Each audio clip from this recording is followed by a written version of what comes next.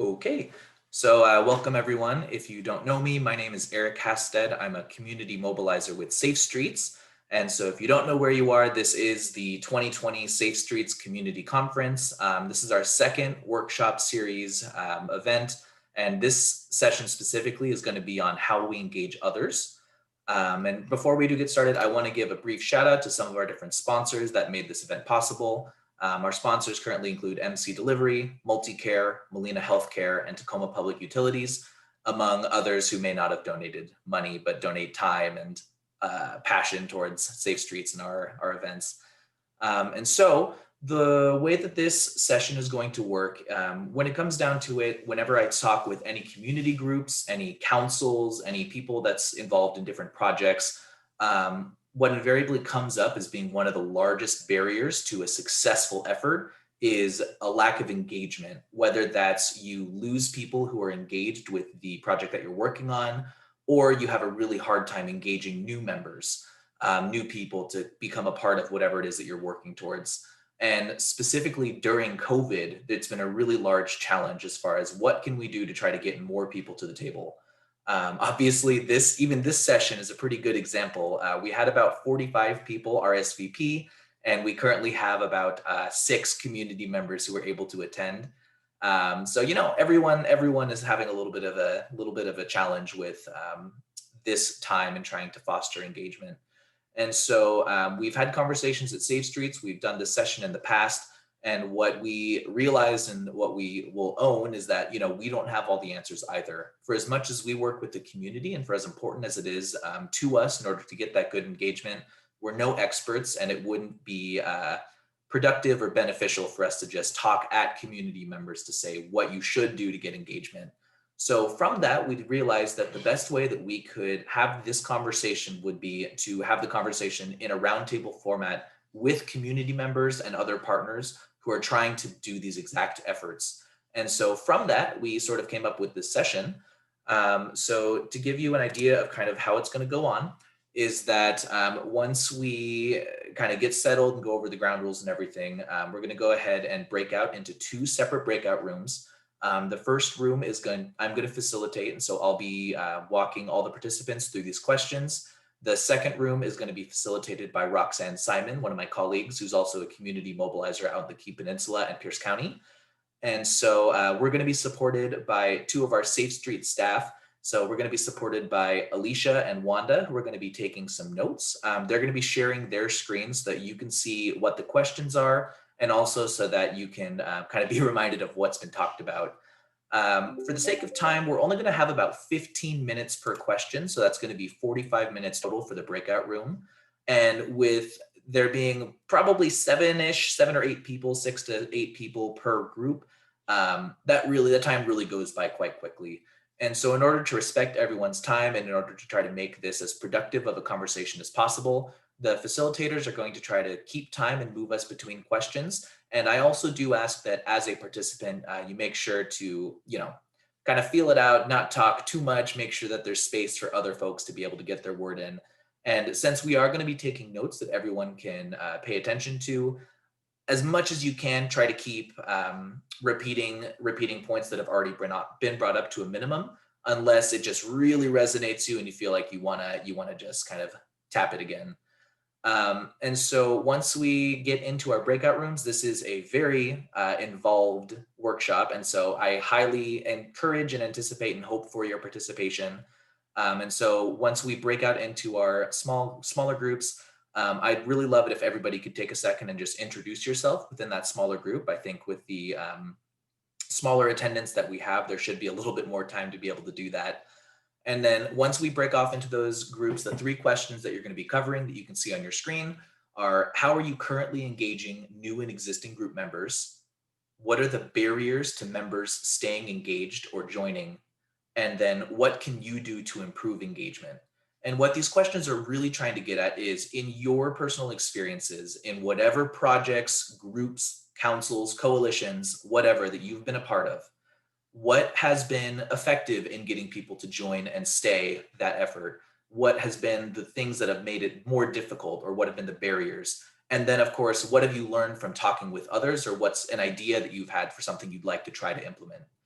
Once we're able to have these conversations, again, about 10 to 15 minutes per question, we're going to bring everyone back to this main room. And then since there's only going to be 2 groups, that means that we're only going to have 2 report outs. So I would really love it if somebody that was a community member, not a Safe Street staff, was able to kind of give a brief overview of what were the highlights of your conversation, and maybe what were some of the things that you felt inspired about. And so it is going to be the note takers that are going to share their screens during that share out. So you don't have to just remember everything. You'll be able to reflect on the notes that were from your session.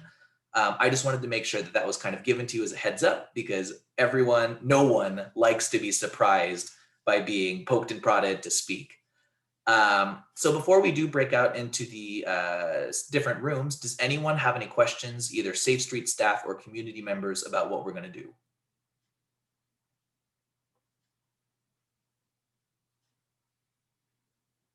Okay, well, I'm going to make an attempt to split us off into groups. So give me just a brief second, and I'm going to stop sharing really quick. Hold on one moment.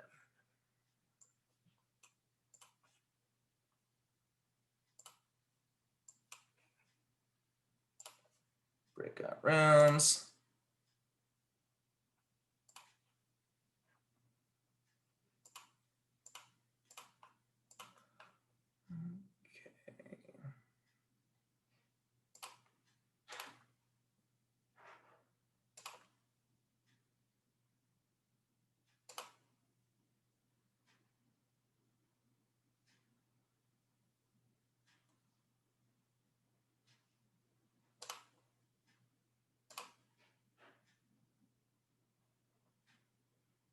Okay, so when I break you up, it is going to be broken up so that there are an even number of community members and staff members in each of the groups. And so I'm going to go ahead and open up those rooms now. And so if it does not work, please let me know. And again, for the other room, Wanda is going to be sharing her screen. And then in this main room, if you weren't assigned to the room, you're just going to stay here.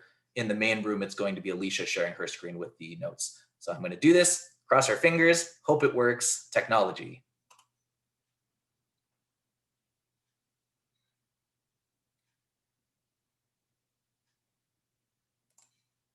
Okay, how's that looking? Are people? Okay, great. Perfect. So now it is split up. And so kind of what will happen is that if we get more community members, more participants that join us as we're talking, I'll go ahead and try to split them off between the different groups. Of course, we'll try to keep them first just because then it's less of a transition. And if possible, I would love it if people are able to turn on their cameras, because it's a lot easier to be able to talk to each other than a blank screen.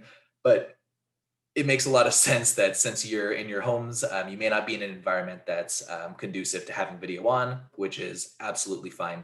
So then we're going to go ahead and get started. So if we could just go around, Alicia, if you wouldn't mind sharing your screen so that we have the notes to look at. But just to start with, we're just going to go around, and if everyone can give a brief introduction of your name and maybe your name, where you live, and maybe something that you've been involved with in the past that you're going to be drawing inspiration from. I think we can skip me because I've been talking. So whoever would like to go.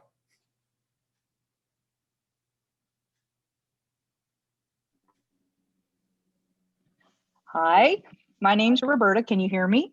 Yes. Okay. My name is Roberta, and I don't live in the area. I live up in Everett. But my experience with engaging groups has been through school. Mostly was an activity advisor, and so I would be involved with working with students to help get other students involved in participating in school activities. Was that it? Yeah, that's it. Okay.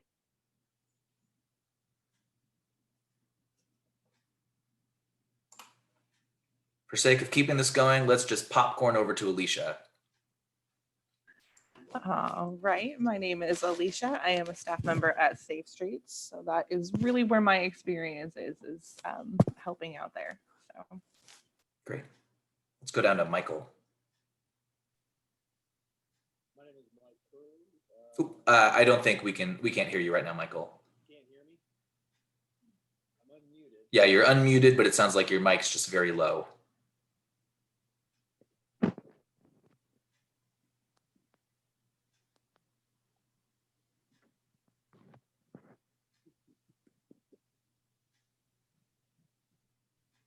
Still not coming through, unfortunately.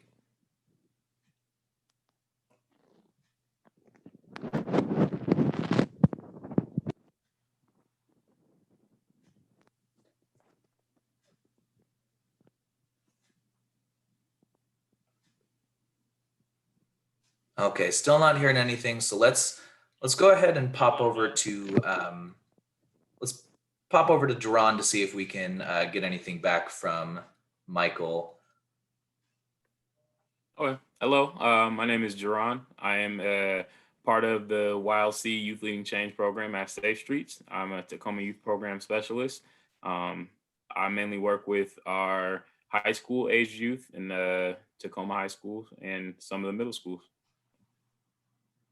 Great. Sarah? Hi, I'm Sarah Dubois. I am also a staff member at Safe Streets. I'm going to leave my camera off tonight because I am home by myself with my 2-year-old and a puppy, and may have to get up and chase the two of them around. So just to not be a distraction, but nice to meet everyone tonight. And Michael, if we're not able to get your mic working, maybe if we could just have you type into chat. I'll give it one more try. Does this work? Still not, huh? Can't hear me yet? It's still very, very quiet if I put my ear right to the computer. I don't know what I'm gonna do to fix it. Oh, I there will we go, just there we go. I'll just type. What's that? Oh, we can hear you now. Oh, interesting. Okay, it was in a holder, so maybe it was that was causing the problem. Oh, well, wonderful. Glad to hear your voice. Well, there we go. My name is Mike Curley. I am a broken, soon-to-be retired fireman, and so I've had lots of experience dealing with people, and I'm a firm believer in that a lot of these classes have little tidbits of information embedded in them somewhere. So Great. So now that we've introduced ourselves, obviously we're running a little bit behind on time compared to the 15 minutes per question, but with so few people, I don't think that's going to be as much of an issue. So what we're going to do is I'd love it if we could give just about 10 minutes per question to start with. We are trying to come back to the main group at 6:30, which does give us about 35 minutes. And then after the 10 minutes a question, we can try to see if there's anything that anybody else would like to talk about. So to start out with, I'd love to hear for whatever groups or initiatives that you're a part of or that you've been a part of, how are you currently engaging new and existing group members?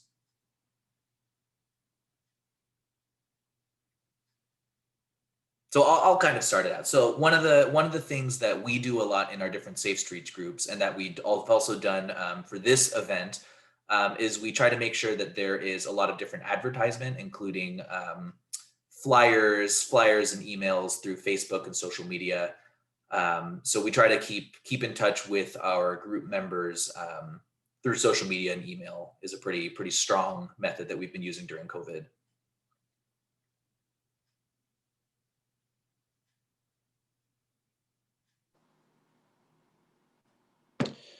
so if, this Hi, is this is Mike. Roberta. Oops. Go ahead. This is Mike. I was just going to say that. So kind of along the lines of the advertisement, I've like run booths at very, specific events where you're hitting your focus group. So you're putting yourself out there as the advertisement to basically talk to the people that are focused on what you're trying to achieve or what you're doing at that time. Nice. Okay, this is Roberta, and I agree with Michael. You need to figure out who your target group is first, and then engage with them to find out what it is that they are interested in doing. If they're not interested in some things, they may not want to stay with the group, but to find out what their interests are and to find out who the actual target group is that you're trying to influence. Nice.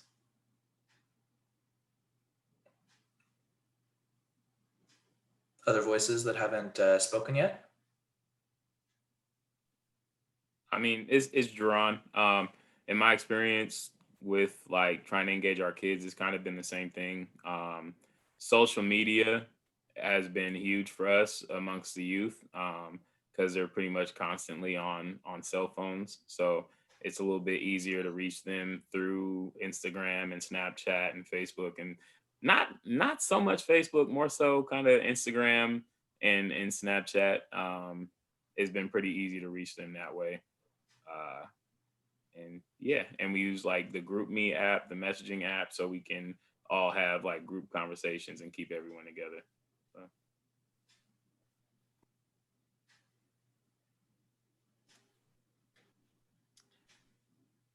So. Similarly for me, a lot of engagement is happening on social media or email, although I'm finding that even email right now is not getting responded to. I think people are pretty bombarded right now with stuff virtually.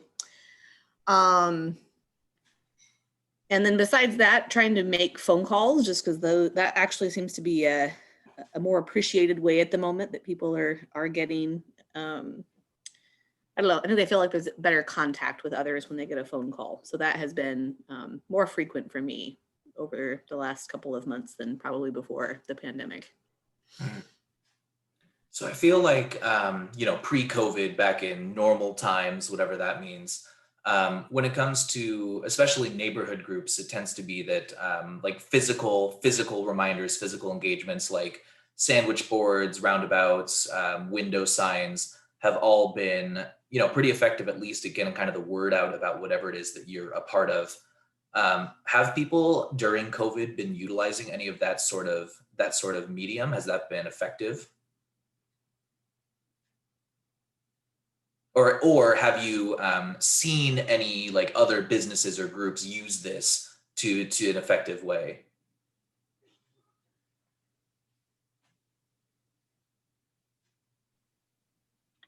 I totally spaced out and was doing something else. What was it that you were saying that the businesses use pre-COVID?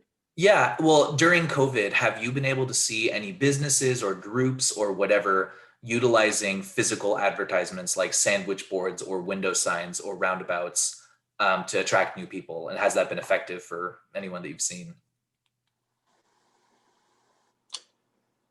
This is Mike again. There's businesses throughout the neighborhoods, or the main lines that are doing that kind of thing, and that's actually one of the ways because I don't know all of my neighbors per se. I was going to do some sort of a flyer campaign to try to get people interested in the site that I'm trying to put together.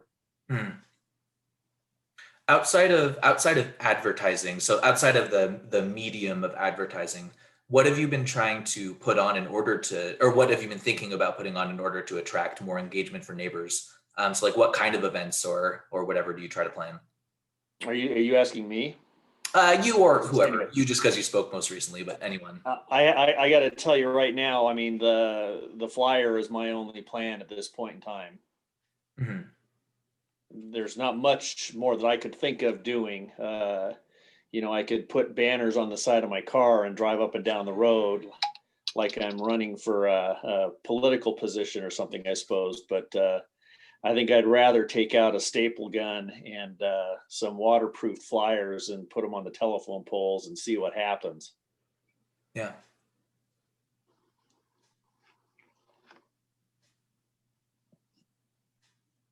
Anything else that people have been trying, maybe that have worked or maybe that haven't worked?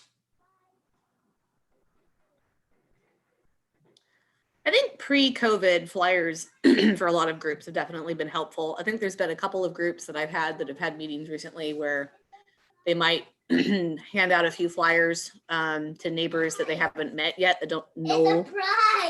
Second paper that don't know the group's regular meeting schedule, and that has helped a little bit with engaging new members. So are you saying including the schedule of your activities on the flyers?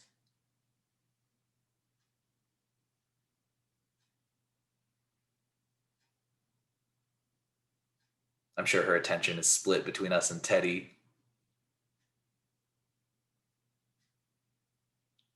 Okay, well, while Sarah's mothering, is there anything else that comes up as far as I think during this cruel time, putting up reminders is going to be difficult for angry because lack of people. Okay, so it looks like we had there's some lag right there, and so I think for Roberta, you wanna say that again? I forgot. I think I was saying that because of COVID, there's less people out and about to see signs, posters, things like the sandwich boards. I think you need to go directly to, houses in the neighborhoods you're looking at, the target group. If you could coordinate with maybe your local grocery store to put flyers in grocery bags, or see if it's okay for you to stand outside of a grocery store to hand out flyers in the neighborhood that you're trying to target, because people are not out and about. Okay. So with the last couple minutes of this question, is there anything for, besides attracting new folks, is there anything, what kind of things do you do with your groups or your projects in order to keep people engaged?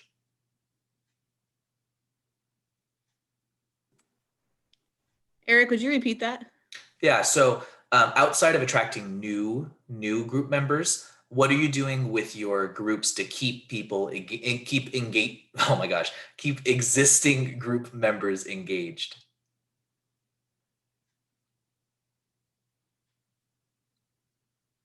So I know that for one of my groups, one thing that they've done to keep group members excited to come back is that even during COVID, they were having a bi-weekly socially distant happy hour during some meetings. So food and drink they were using to keep people engaged.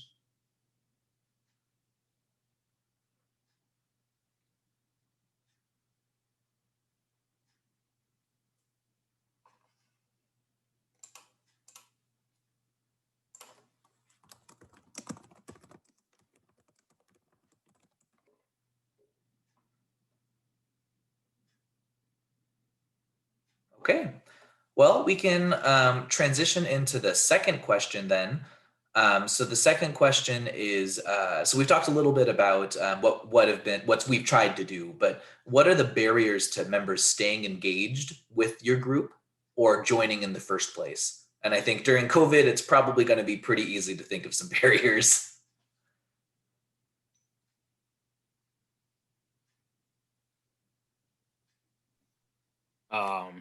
I'll go for the youth. It's tough on them because of kind of like the boredom factor. They're kind of on computers all day, or they're playing video games, and so when it comes down to trying to I guess keep them engaged online and whatnot, it's been kind of tough just piquing their interest and making sure that they're wanting to come back and everything, just because it's very different from actually meeting in person with them and kind of having that more personal connection.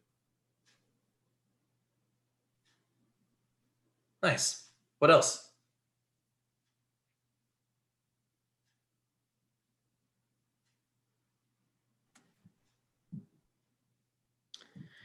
I think one of the things that I have observed over the couple of years that I've been doing this work is that there's just a lot of competing interests for people. So it might not be that they don't care about what the group is doing. Roberta again. Oops. Go ahead, Sarah. Okay. But rather that the people are just, they're so busy with all of the other things that are going on in their communities around them or in their personal lives that adding another thing to the mix just makes it too much. And I think kind of similarly for group members who you're trying to keep engaged, things will come up, something in their personal life will happen, or they realize that they just don't have the time for it anymore. And so I think it's easy for whatever reason for the Safe Streets group activity to get cut before something else does. So yeah. Okay, thank you. Roberta, you had something to add? Is it just my internet that's bad? I'm not sure. Your camera's been kind of cutting in and out. Okay. And so what is the barriers members staying engaged? I would think since most everything is being done digitally on the internet, not having the resources in order to be able to be engaged, or laggy internet. Yeah. It's very frustrating that you can't stay engaged with what's going on. So I think time, I think they mentioned, I don't know exactly what has been said, but time, having the time to do stuff when the meetings are and things like that. Mhm. And I know that even from my experiences with some of my groups, I've been trying to keep in touch with my different neighborhood groups over the course of COVID. But for a couple of them that are either very low income communities or elderly and disabled communities, most people don't have the resources in order to be able to, join a Zoom meeting, to be able to, it's kind of all of those things put together. It's the competing interests. They're too busy just trying to stay afloat with what is, trying to get their basic needs met and trying to make sure that they're keeping jobs. So I definitely hear that as being a barrier. And another thing is the have and have nots, and not knowing how to use the different platforms. People are scared of using technology. It scares them and they're not sure how to do it. If they do use it, they feel stupid because they're not using it correctly, or they're not sure what to do. And so all those factors make it difficult for people to stay engaged in different clubs and activities. Yeah, absolutely. Thank you. So this is Mike. First of all, you have to keep in mind that I'm just starting this group. So I have all of me, one neighbor, and then all of you all as my membership. So I'm not speaking to how to do this, with this in the safe streets line of things, but I've done several other things. And I don't know if it's a help or not, but I've truly noticed that, even if you hit people who are interested in being a part and they seem engaged, in the end, you're lucky if you get 10% who are actually active in whatever it is you're doing. Lots of people are interested, but they'll sit in the sidelines, and you can try all kinds of things, but I've yet to find the secret sauce, as it were, to get the extra 80% of the people to become constantly or continually involved in whatever the group is focusing around. So it's like the barrier. So it's like the barriers trying to connect from that interest into activity. Right. And some people, I think they just like to be parts of some things. And then, we've discussed lots of other issues that, people's lives get in the way. You jump into something and it's all, great, but then life always has a way of getting into the way. So. Yeah, that's a really great point. Has there been anything else? So whether directly has come up during COVID outside of the virtual space, what do people find tend to be the biggest barriers to getting more group membership?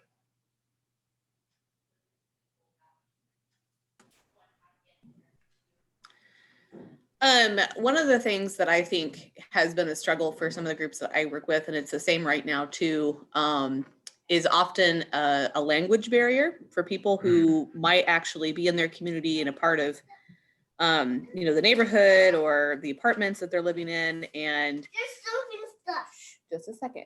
Our Teddy, thank you. I'll be there in just a second. Just a second. No, not just a second. I'll answer in a second. Hold on. That's okay. That does just remind me, though. It's also interesting. There also, one barrier that I see is sometimes there's too many options for things, for groups that community members can be a part of. There's a lot of different initiatives, organizations, councils, neighborhood groups that try to accomplish similar things. And when people don't have enough time to be a part of all of them, it can sometimes be a little overwhelming to the point where they choose not to be a part of any of them. And I think a combination of that and sort of siloing of community efforts, of efforts on projects, not enough communication or awareness of all the other things that are happening, just kind of leads to a breakdown in that cooperation that needs to happen to make people, feel like they're a part of it.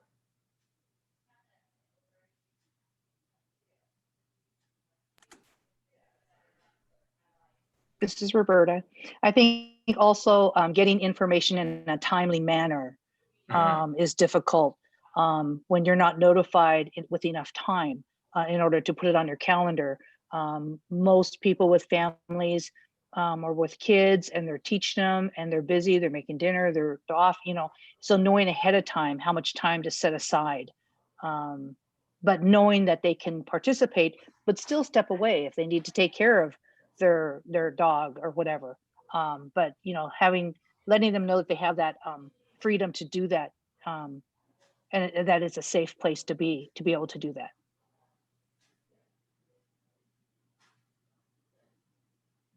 And I also kind of heard in there a lack of awareness of the resources.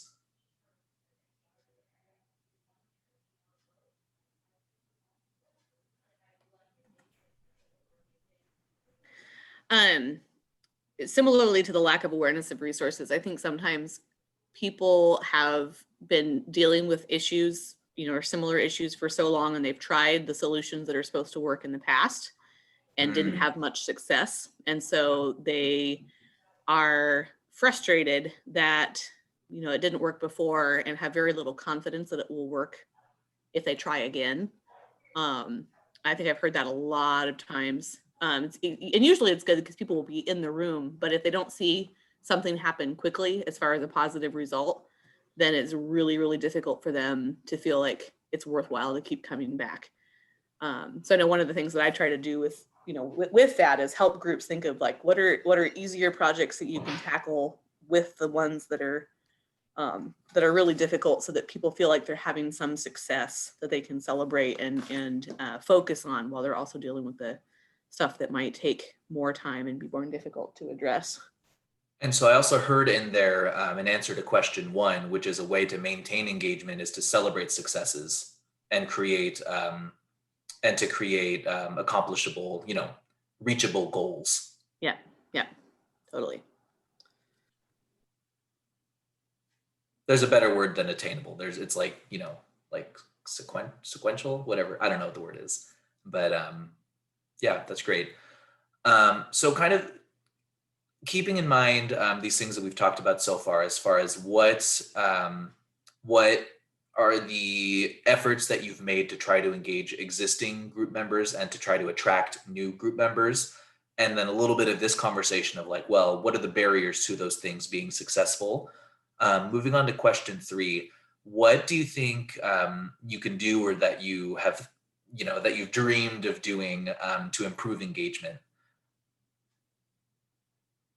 So I think another way of rewording this is looking at those barriers and looking at what you've already tried. Is there anything that you think would be a good idea to try to improve engagement?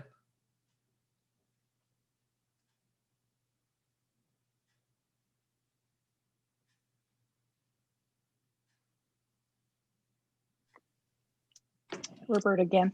Always trying to think outside the box. Though you may find a dead end going this way, maybe just going just a little bit skewing the other direction and stretching outside the box.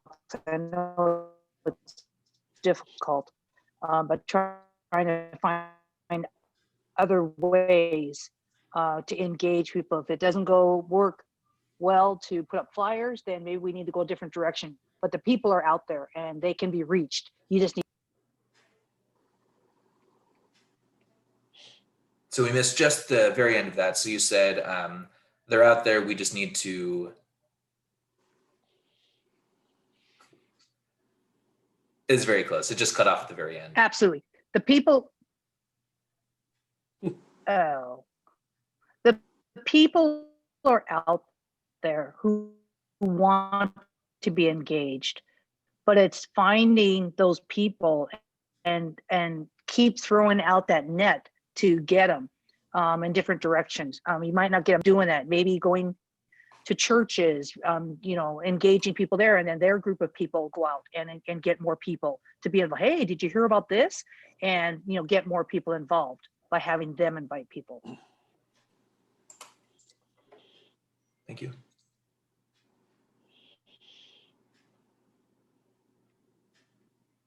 So this is Mike. I've got an interesting neighborhood in that I actually have two businesses that are kind of embedded in the neighborhood. And so I've already kind of struck at least conversations with them as I built the Facebook page to help them distribute the information at least about the site. And it's only because as a neighbor, I'm lucky that I have a neighborhood that does have, excuse me, two businesses embedded in it.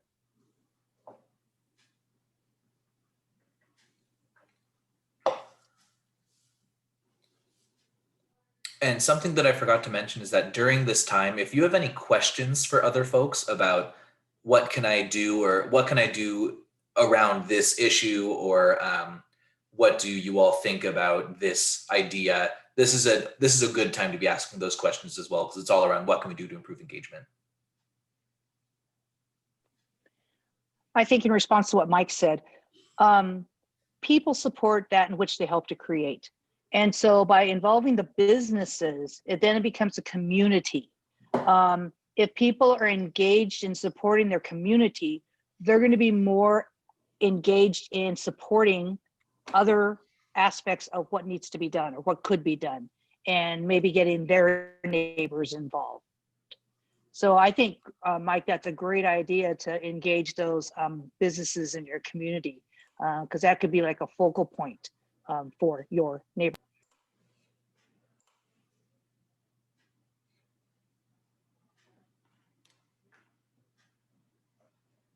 Any ideas from Safe Streets?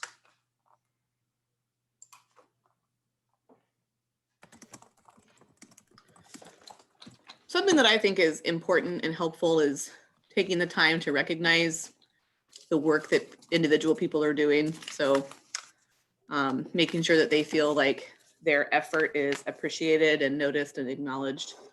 Because sometimes it can get really hard to stay motivated if you feel like you're putting in a ton of effort and nobody cares or values what it is that you're doing.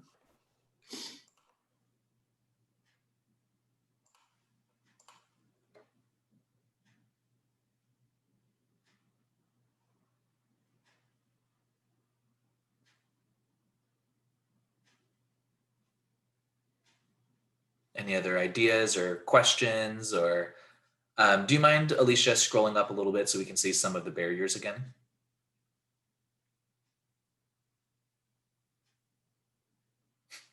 The first one is just, it scares me a little bit, just because I think when it comes to engaging with youth, that is a very specific challenge that I know that I'm not particularly well equipped to deal with.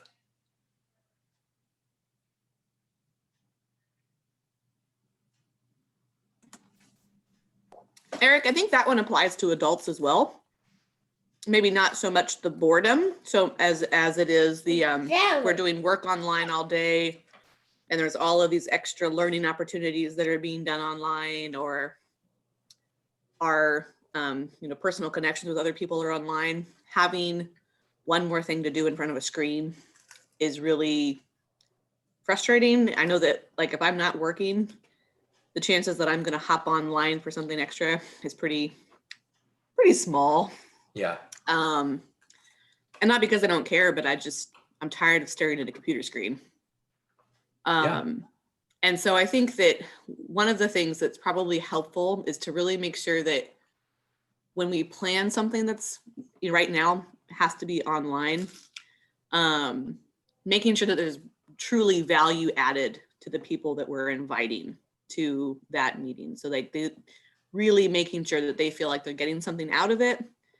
And that it, covers a conversation that they really care about, so that it's not just one more thing to do when you've already, your eyes are bugged out from staring at the computer screen for 8 hours of a workday. Right. Absolutely.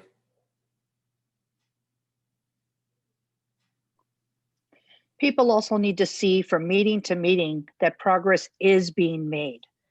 Otherwise, they're looking at, well, didn't we beat this dead horse last week or last meeting and nothing else has been done and we're talking about the same thing? And so when you get into a rut of talking about things over and over and over and not making progress, that's where you're going to lose a lot of people, because they'll say, okay, I'm done. I'm out of here. In regard to the youth, I love working with youth. You need to engage them how so yes, they're engaged in their video games, their things like that. You need to go after using TikTok and using some of the platforms that they're used to and that they enjoy. Have them make TikToks to show to their friends about this whole safe street thing and on and on and on. But you need to go to whatever your target group is used to doing. If you're talking about people who are more aged and less computer savvy, you need to find a different way of reaching them. So I think you need to adjust according to what group. So yes, I do agree that a lot of these things encompass all the age groups, but I think you need to target some age groups with specific.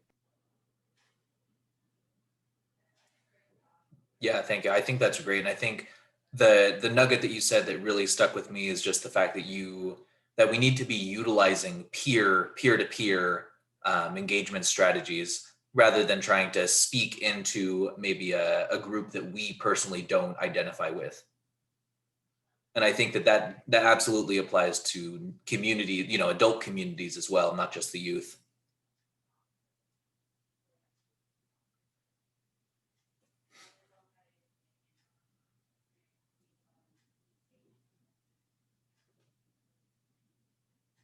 What else? Does anybody? And so we just have a few minutes left, about 5 minutes left until we're going to come back into the main group. So is there anything that anybody wanted to go back to in the previous questions, or just any general questions that you have that you wanted to talk about?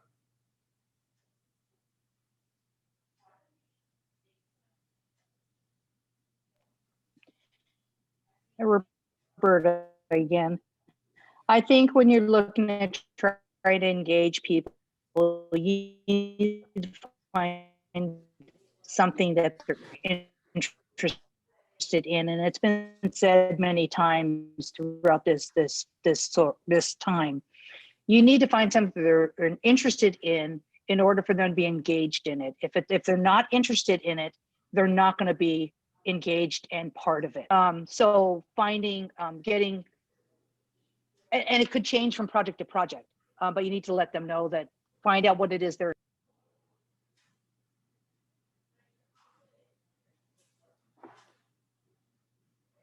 You cut out towards the end. So you cut out at find something the group is interested in order to keep them engaged, and then to just cut. Okay, that sounds like the point. That's it. Okay, wonderful. Did anybody else have anything that they wanted to add?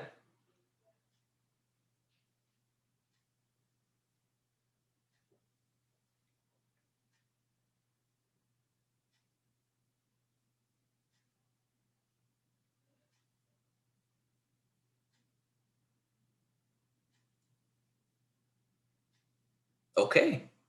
Well, once we do have the other group rejoin us, I've been doing a little, I don't know, kind of thinking about this process. Since we only have our two community members, that would normally, make it pretty likely a 50% chance that one of you is going to have to do a report out.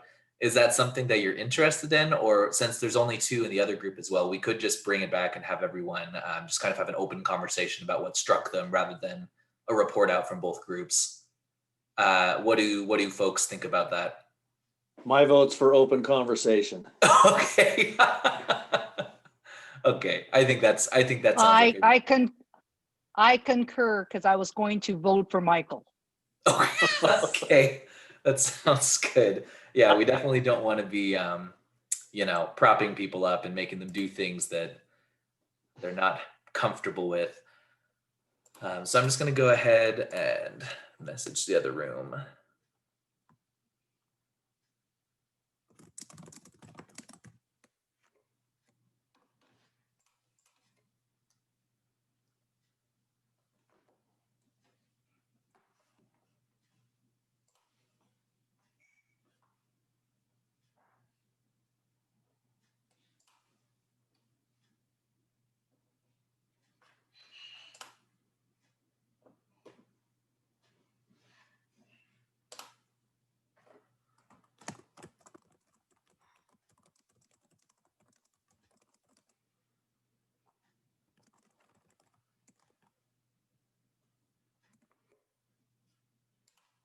Okay, I'm going to give them one more minute and then I'm going to close their room so they have to rejoin us. Yeah, but I think that for me, this conversation has really just highlighted that it goes back to that there is, especially during COVID, there's a lot of burnout because there's so many competing priorities that people need to pay attention to. And that when it comes to engaging with folks, they're not going to engage unless it's something that they're specifically interested in and that they see the value of, which I think is also, I think about the meetings and the initiatives that I've attended through Zoom and through Microsoft Teams and through all these different platforms. And it is really difficult to choose, what is it that's worth to attend after you've already spent 8 hours in your day on the computer for work. If you're like us, where most of our work is virtual. So I definitely recognize and appreciate that difficulty. Right. People are tired. People have way too much on their plates right now, especially if they have small children who are learning virtually. It is very, very difficult. And to have to come to a engagement, a group on, beautifying the neighborhood, it's not a priority. Right. And so they're not going to want to do that because they're too tired. Okay, so I've gone ahead and I've started to close the breakout room. And so they should be returning as soon as they can.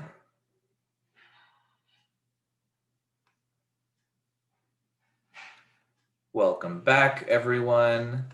Yours is so neat. So neat. Yes. Oh, come on now. I can do my bullet points if I have to. Make me feel, who, it wasn't Erik, it was Alicia. Oh yeah, no, if it had been my notes, it would not have been this pristine. I like our notes. Thank you. I like our notes. Good, I'm glad. So we were talking a little bit in our separate group, and in our group, and since there are not that many community members, we kind of made the decision that it might be more effective to have an open conversation rather than individual report outs. That way we can just kind of get the feedback from everybody who'd like to speak up about what struck them. I wanted to share my screen. If you were interested and prepared to do a share out, you are more than welcome to. Group A, we're not going to do an actual share out. It's just going to be whatever people are interested in talking about. So we have about 15 minutes or so. I just wanted to give an opportunity for us to come back together as a whole group. Was there somebody from your group that wanted to share out? We could ask. Well, I don't know, Marilyn, how do you feel about sharing out everything? So if you hadn't decided ahead of time, I'll go ahead and just prevent that. So what I'd love now I can do is it. that anybody that's interested or that has something that they felt really stuck out to them, if there was a highlight from your individual room that you wanted to talk about as the group, now is just the time to kind of bring up, what did strike you, what was beneficial, what is something that you think you might try in the future. So now is the time for that kind of conversation. I think we did have some things on our page that if Wanda could share our page. Yeah, if like I said, if you guys don't mind, I'm more than happy to share what I wrote. So can I do that? That's okay? Yeah, I'm absolutely. looking at you, Eric. Okay, all right. Yeah, please do. All right, so how are you currently engaging new and existing groups? So we had, like Marilyn had said, it's hard to engage since we stopped having in-person meetings, that they have Facebook, and that's where most interactions occurred. It's been used for getting supplies for cleanups and a good way to pull people in.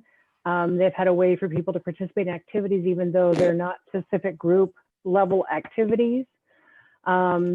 She said they recognize the need to new members and don't do a good job of meeting and greeting people in the neighborhood. But one of the things they did was a neighborhood of food truck, set up an event for them to be at a certain block at a certain time and serve food, and the neighbors could come. And they used hula hoops to mark off their 6-foot distancing guidelines. I thought that was really cool. So I don't know if that happened at our movie event, but I know that was pretty cool. And the recognition that winter is going to be more challenging than the summer for outdoor activities. Let me see. Sen talked about an N&O event at Prairie Ridge. There were 95 people overall. They had things set up in a very distant manner. Things were prepackaged, so there was no hand touching or people touching of any kind. Johanna said that they're talking about using incentives or how to incentivize people to engage youth to follow through with appointments, and of course, address barriers of technology. So those were some of the things we talked about for engaging group members. So I can go on, or do we want to just stop here and let you guys share what you talked about and then move on to number 2, or how did you want to do that? Yeah, so I'm thinking I would love it if we could just kind of get general, like we don't necessarily need to go point by point through all of the questions, but just, what were some of the biggest takeaways? I know that there were a couple things in our group that had stuck out, but I want to give other people a chance to talk. Yeah. I love the whole food truck thing. I'm sorry. I just love that idea. Find the resource in the neighborhood that you can share, I guess. I say at the National Night Out event that I went to, they had a food truck, and it was easily the most popular thing about that happened that evening. Because food. Yeah, absolutely. Food brings people together. Yeah.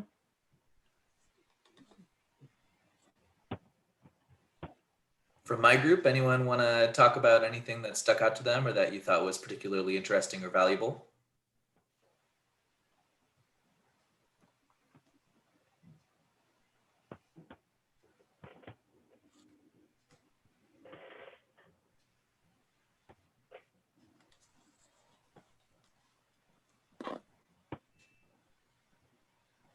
Well, I know for me,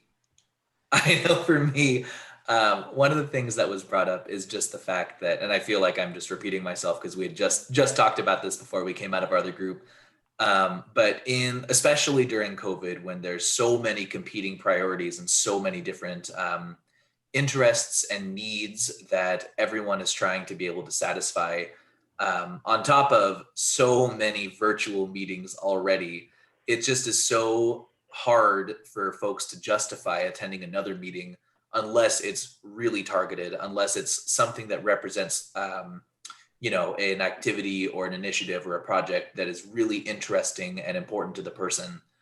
And so in order to make sure that we're engaging more people, in order to get people to come out and actually attend these kinds of things, we need to make sure that we're checking in with our audiences that we're targeting to see, is this something that's useful to you? Is it something you need or that resonates? Yeah. That actually came up in ours too, as far as, you know, if people are working, they're working on a computer, right? They have Zoom meetings, they have, you know, whatever.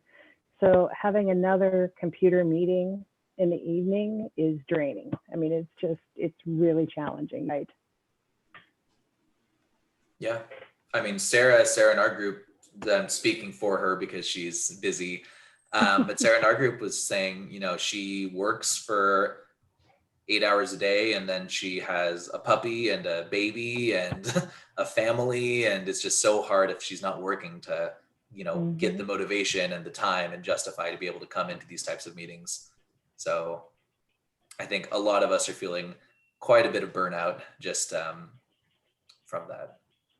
Yep.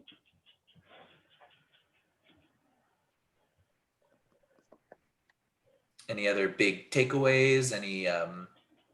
Any questions or anything that anybody hoped would be covered that we didn't really get to talk about?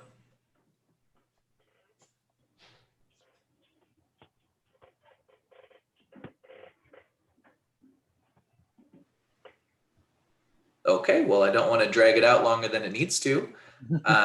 So then that is the end of this particular session. So what I'll do is I'll go back to my screen. So kind of what follow-up is going to look like. What follow-up is going to look like is that I will go ahead and next week when I'm sending out the reminder for next week's session, which is going to be next Thursday, October 22nd from 5:30 p.m. to 7 p.m. And that is, the title of that is Making Good Trouble, Necessary Trouble. It's the basics of legislative advocacy. So how you as a community member can engage with your local legislatures, senators, your community councils in order to try to get, you know, actual legislative measures and efforts accomplished to address any of the issues that you're not able to address at a local community level. So that'll be next week. So when I send out the reminder for next week, I'll go ahead and I'll share this video of this, the recording of this session, as well as the combined notes from the 3 different sub questions that we had in our breakout groups. And then people will be able to have a, you know, a pretty general idea of what was it that we were talking about. If you have anything extra that you wanted to add or anything that had come up, feel free to message me. I'm more than happy to include it in the notes, even if we didn't get to talk about it right here. Besides that, did anybody have any last questions or comments before we close early?